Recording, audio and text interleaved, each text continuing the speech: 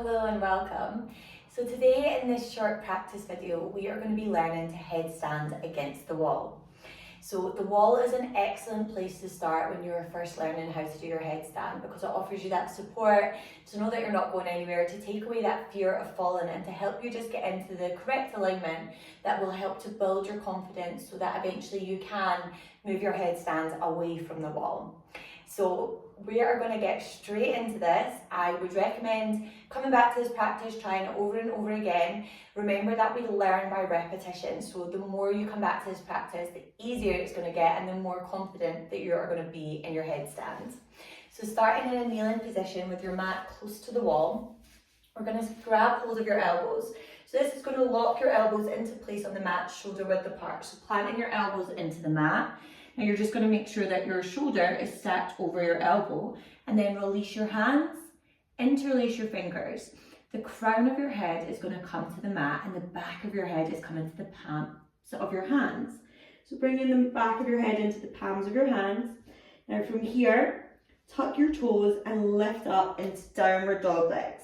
And you're going to gently begin to walk your feet in until you can stack your hips over your shoulders. Now, you might want to take a few practices of just bringing one leg up, and we want to go for a bit of a swing to get your leg to the wall. Then with your other leg that's not resting on the wall, we're going to point those toes, reach up, and keeping everything engaged here. So you really want to press into your elbows, engage your core, point your toes, and see if you're able to bring your other foot off the wall. Squeezing your feet together, everything engaged, your gaze is set at one spot. Now you might be here and that is excellent, well done, or you might still be on the wall and that's still amazing to be up here. You're upside down, you're on the wall, and you might just want to practice little lift-offs. So bringing one foot off and then the other and just trying to find your balance here.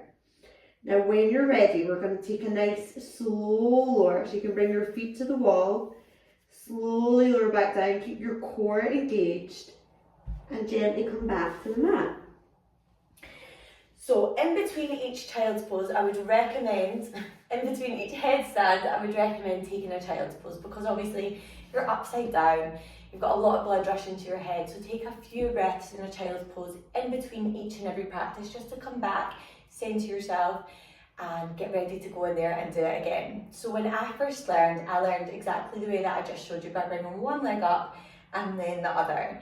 But some yogis prefer to learn bringing both feet up at the same time. So I'm going to talk you through that as well. And then that way you can try both variations, find what works for you, and then really lean into what feels most comfortable and what works best for you. And of course, anytime you're learning something new, it does feel uncomfortable, it feels a little bit strange. But just remember, you are capable of anything that you set your mind to, and with consistency, you can achieve anything. So when you're ready, if you want to pause this, take a little child's pose, or if you want to just come straight back in when you're ready, grab your elbows, plant your elbows into the mat, shoulders stacked over the elbow, making a little cushion with your hands, interlace your fingers, crown of your head to the mat, back of your head to your hands.